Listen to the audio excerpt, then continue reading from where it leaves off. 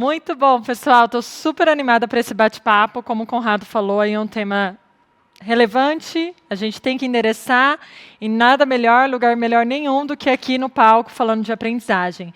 Então eu vou convidar para entrar a Janice Burns, que é Chief People Officer da Degree. Ela trabalhou 28 anos na Mastercard como Chief Learning Officer. Ela foi pioneira nessa transformação de cultura de aprendizagem negativa para positiva. Também com ela, é um bate-papo em conjunto com a Jackeline Camillo, que é gerente de desenvolvimento e treinamento dentro do iFood.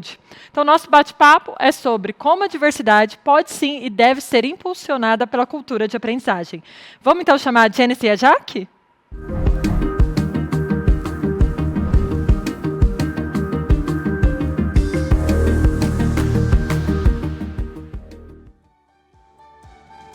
Hello, Janice. Oi, Jaque. Hi, Deb. Hello, both of you. Thank you so much for being waiting. I know we are running behind time here, a little bit late because of some technical issues that we had along the way, but I'm so excited to close this day with both of you talking about diversity can be and should be enabled by a culture of learning. So it's amazing to have both of you here in the stage. I want to give a chance for you, Janice, to introduce yourself, and you, Jacques, as well. And Jacques, you can do in Portuguese if you want. We have people here with the translators. So first, Janice, please introduce yourself. Thank you, Deb. Hi to everyone. I am Janice Burns, and I am the Chief People Officer at Degree, which means that I am responsible for creating the conditions for our people, meaning our employees, to succeed at work. For those of you who may not be able to see me, I just want to describe myself. I am female, about 5'5", but I'm sitting so you can't see how tall I am. I have a brown, long bob hairstyle. It's dark brown, and I am a beautiful cocoa brown shade. So if you can't see me, hopefully you get the essence of who I am. And I'm sitting here in cold and chilly Connecticut in the USA. But before we get started, Jack, it's a pleasure to see you. And I had so much fun when iFoods kicked off their mentoring program. Please introduce yourself. Olá, olá. Muito obrigada pelo convite, estou muito feliz aí por estar aqui com vocês. Falando um pouco, né, sobre o programa, primeiro sobre mim, né? Como já fui bem apresentada, então, Jackeline Camillo, 37 anos, já 19 anos aí no mercado de trabalho, focada em treinamento e desenvolvimento de pessoas. E nesse mundo, né, de tecnologia, conhecendo um novo cenário, conhecendo um novo mundo, novas tendências e oportunidades de desenvolvimento e aprendizagem. Quando eu cheguei, né, no mundo iFood, entendendo um pouco sobre como que as coisas estavam fluindo, eu senti ali um pouco das dificuldades e senti uma grande necessidade aí de ter uma mentoria, né, de me conectar com algumas pessoas que, de fato, pudessem me ajudar aí no desenvolvimento, na minha aprendizagem. Então, a minha história basicamente começa aí, onde eu tive muitas oportunidades de, inclusive, não só pensando no meu desenvolvimento, mas com base no meu desenvolvimento, com essa minha interação e essa minha preocupação de trabalhar no meu desenvolvimento através de uma mentoria, que foi um exemplo que deu muito certo, foi uma oportunidade que me ajudou, de fato, mudar ali da água para o vinho e conseguir avançar na minha carreira. Automaticamente eu consegui desenhar um programa que, de fato, eu pudesse impulsionar outras pessoas pretas aí no desenvolvimento de suas carreiras através da própria mentoria. Então, já é um resuminho da minha história, só trazendo uma introdução aqui, e quero contar mais para vocês sobre como que tudo isso fluiu aqui dentro do iFood. Maravilhoso, Jaque. Muito obrigada. Thank you so much for both of you to introduce yourself. So, Janice, you're going to start with a presentation, share with us about diversity and learning culture, and then we're going to give a chance for Jackie to also share her story at iFood and the mentorship program. So now the stage is yours. You can take over. Thank you.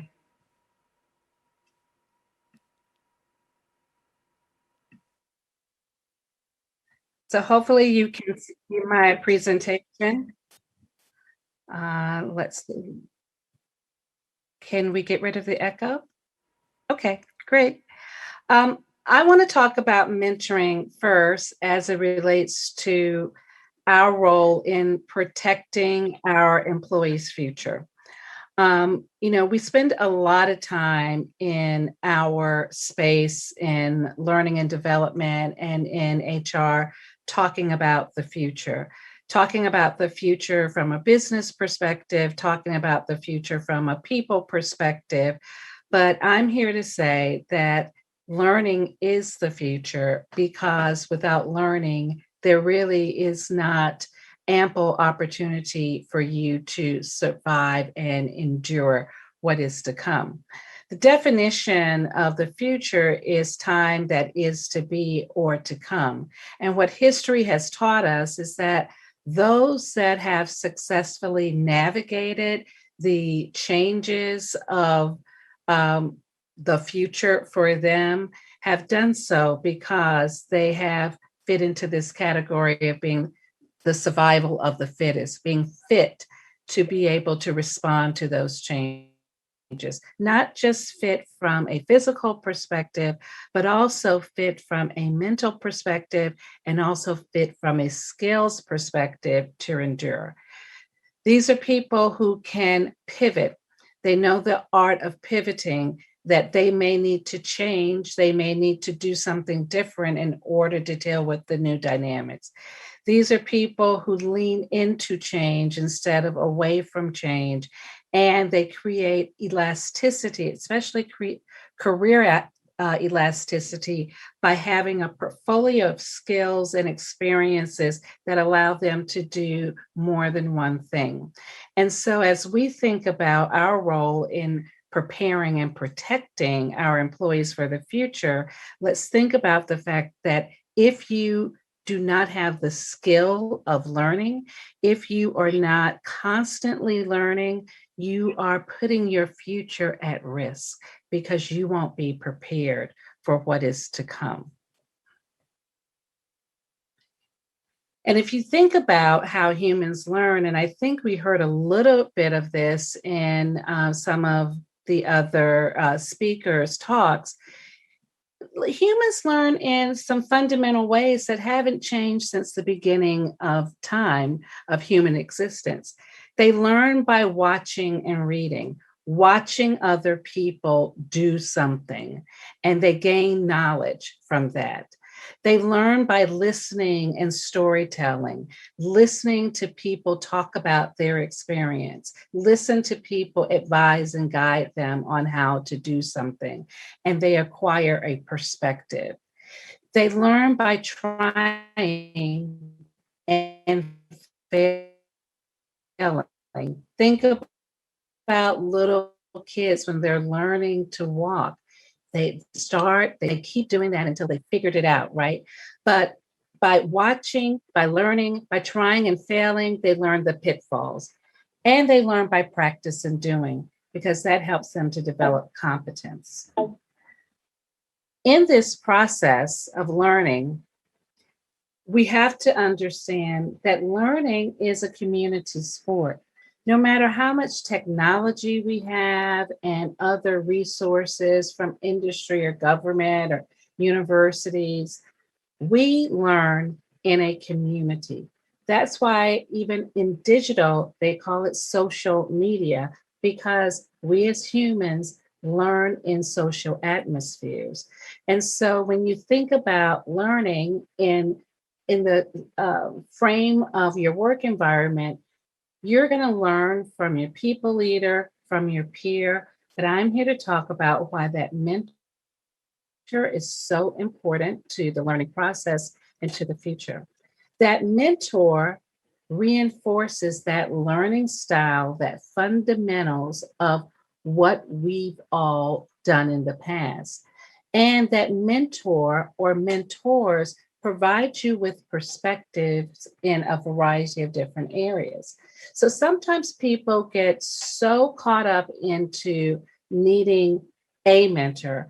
I would suggest you have several mentors because some mentors are going to help you gain more functional expertise versus some mentors will help you gain more leadership or general management expertise. Some mentors you need inside of your organization because they're going to tell you, how to be organizationally savvy. They're going to provide you with institutional knowledge that is particular to the organization that you're in. And now we're seeing a new type of mentorship evolve, wellness mentors that help you to cope with stress and the challenges of work, and affinity trailblazers, which I think iFoods is a good example of having a mentorship program that allows for affinity trailblazers to help people of a particular group, in this case, Black people, really get the support and mentorship that they need. So going back to those fundamentals, when you're engaging with a mentor, there are several ways to engage. You can engage by watching and really finding a role model. Although the most useful mentorship relationships is when there is a verbal exchange between the mentor and mentee, there are some mentors that people have that the mentor doesn't know that they're actually serving in that capacity because the mentee is just observing them. They're seeing them as a role model, they're emulating them, and that provides them what they need to get going on their journey in their career. You engage your mentor by listening and leveraging their perspective, learning from their failures, asking them how they overcame a failure or an obstacle so that either you don't repeat the same mistake, or if you have had that failure encounter, you have someone who can tell you how to get back on track. And then you have to also engage your mentor in the doing. And that by that I mean have your mentor guide you in what you should be doing and how you should be doing it so that you can build competence in a particular area. In building mentorship relationships, you have to understand that mentorship is a relational sport, just like learning is a community sport. You have to know how to build rapport beyond just the business facts of your title, your job, your work. You need to get to really know that person and connect with that person. You need to establish trust so that you can have very candid and open conversations because you want to get all of the jewels that this person has to offer you. And they're not going to do that if they don't think that they can trust their pearls with you. You also want to practice active listening and questioning and be authentic. Mentors know when people aren't, and show and reflect and grace. Show grace. So as learning leaders, I think it's important that as we think about our learning programming, as we think about our learning strategy, as we think about protecting our employees for the future, we include mentorship into that equation, and we leverage some of these tips about what is going to make a great mentorship relationship and why that mentorship is so important to that person's success. And I think a great example is the one that I got to experience in the kickoff of iFood's mentorship program. So, Jack, I am going to turn it over to you now. Obrigada, Janice, incrível te ouvir também. Então, bora lá compartilhar um pouco com vocês, né? Como eu já dei uma boa adiantada aí, como que foi esse meu case dentro do iFood, entrando no mundo de tecnologia totalmente diferente do que eu já tinha vivenciado na minha vida, né? De passar por empresas de produtos e serviços, telecomunicações, indústria. De repente me vejo numa empresa de tecnologia, conhecendo aquele mundo, conhecendo as formas diferentes, falando de empreendedorismo, inovação, resultados, de formas muito diferentes do que eu já tinha vivenciado na minha carreira. No meio dessa dificuldade, né, de entender o mundo, entender o que eu poderia inovar das minhas iniciativas, procurei um mentor dentro da organização, aquele que pudesse, de fato, me impulsionar na jornada da minha aprendizagem, né? Entendendo para qual caminho eu poderia seguir, o que eu precisava ajustar no meu desenvolvimento para dar sequência. Importante que essa avaliação e esse entendimento da importância da metodologia, né, de seguir por uma mentoria, foi pensando primeiro no meu plano de desenvolvimento individual, né, que é o nosso PDI. Então, na hora de fazer esse meu PDI, eu falei assim, poxa, por quais caminhos eu vou dar sequência para trabalhar no meu desenvolvimento? Identifiquei a mentoria, identifiquei um mentor que foi fundamental nesse meu processo de desenvolvimento, onde eu consegui colocar quais eram as minhas dificuldades, e esse mentor, ele foi cutucando, foi provocando, foi dando novas visões, novas orientações, e com isso eu consegui visualizar o quanto aquele processo foi importante para mim. E eu pude tangibilizar, né, o quanto esse processo foi importante após um período de avaliação de desempenho, que de fato eu consegui identificar o quanto a minha evolução foi importante naquele ciclo e como a mentoria fez de fato a diferença. Se deu certo para mim, por que não dá certo para outras pessoas também, né? Então, aprendizado meu também preciso transmitir para outras pessoas. Então, fazendo parte aí de uma área de desenvolvimento de pessoas, desenhei o programa de desenvolvimento de pessoas negras, que é o programa de mentoria. Tivemos grandes inscrições, e a minha grande preocupação foi, nossa, será que seremos mentores o suficiente para participar desse programa? Assustada estava, e esse susto passou quando eu vi que tínhamos mais mentores do que mentorados para participar aí do programa, né? Tive que virar para alguns mentores e falar, muito obrigada por se inscreverem, mas eu vou dar sequência com essa parcela de pessoas e aguarde o convite para uma próxima.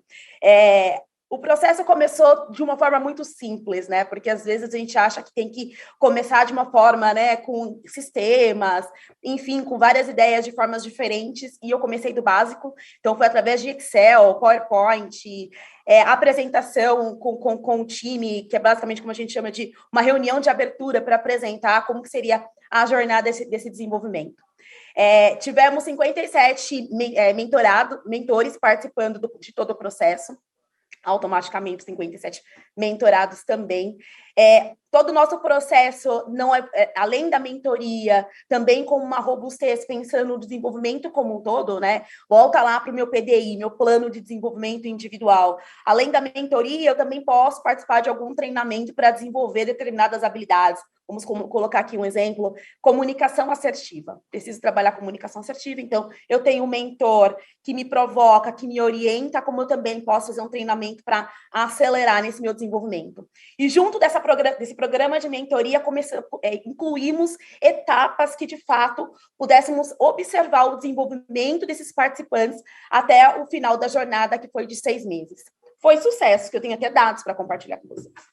Ao final do programa, tivemos 73% dos participantes, né, tiveram uma avaliação na avaliação de desempenho, né, como superou as expectativas, como atendeu às expectativas.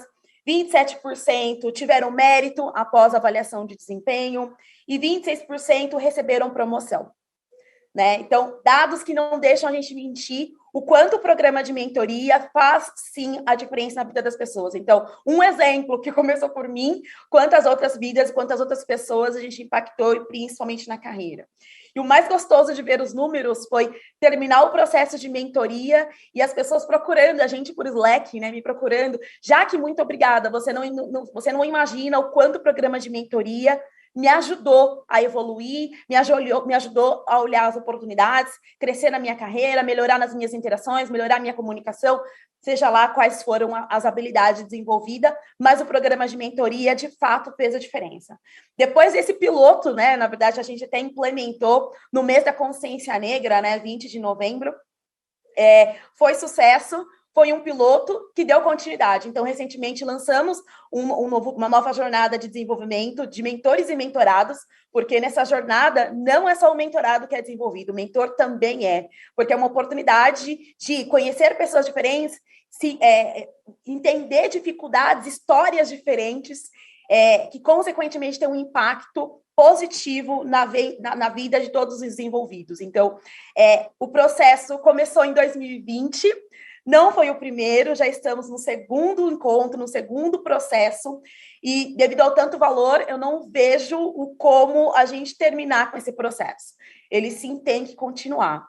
E um ponto importante, né? A mentoria, né, depois de 6 meses acaba, já que a sua mentoria, aquela vez que você fez lá em 2019, terminou ali, você acabou? Não, a mentoria, ela é contínua.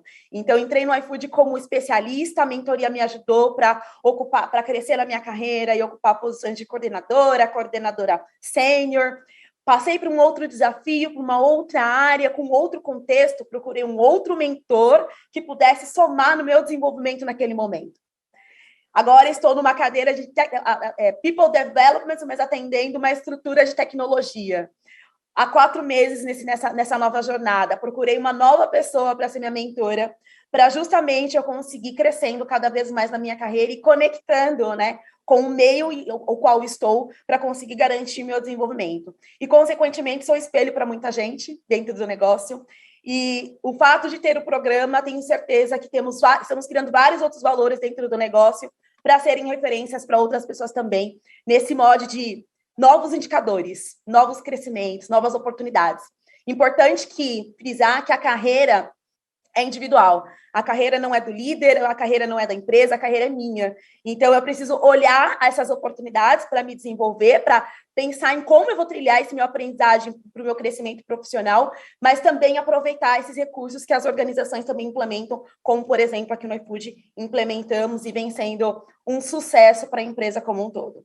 Então, é um pouquinho assim dessa experiência de um case de sucesso meu, que consequentemente consegui impactar, vem impactando muita gente e vem fazendo diferença aí para os nossos resultados. Afinal de contas, diversidade e inclusão é extremamente importante, tem que estar na mesa todos os dias e todas as horas. Que delícia ouvir tua história, senti aqui a paixão que você tem por esse tema também, fiquei aqui toda arrepiada durante a tua fala, já que bom que começou com você e não parou, e você como motivou, impulsionou todo mundo a fazer parte desse movimento aí também. Eu quero agradecer a sua participação, da Janice também. Antes da gente encerrar, eu só tenho uma pergunta, tá? Porque assim, você completou aqui, falou do conteúdo e foi super completa, com tudo, trouxe os KPIs, a tua experiência, Janice também, mas eu vou fazer uma pergunta para você, a mesma para Janice. Então, me fala, qual o primeiro passo que todo mundo que está aqui conectado, os teus colegas de RH, de treinamento, desenvolvimento, podem tomar hoje para começar esse programa de mentoria dentro da organização deles? Tá. Para começar, é importante desenhar o seu plano de desenvolvimento individual, né? O que eu quero desenvolver, para qual caminho eu vou? Porque, por exemplo, se eu quero desenvolver comunicação assertiva dentro dos meus contatos, dentro da minha empresa, eu preciso encontrar quem é a pessoa referência, né, nessa habilidade que eu preciso me desenvolver. E aí sim, procurar essa pessoa, marcar essa conversa, explicar as suas dificuldades e perguntar se essa pessoa pode te ajudar. Então, assim, temos a oportunidade da empresa desenhar um programa que não precisa ter tanta robustez, mas, como eu falei, a carreira é minha. Então, eu tenho essa oportunidade de procurar pessoas que tenham seja essa referência na habilidade a qual eu quero me desenvolver. Então, acho que é começar. Plano de carreira, PDI, e dar o primeiro passo. Excelente. And Janice, one question, and then we're gonna end the day with both of you. What is the first step that our HR colleagues, L&D colleagues can take today to start a program of a mentorship inside of their organizations?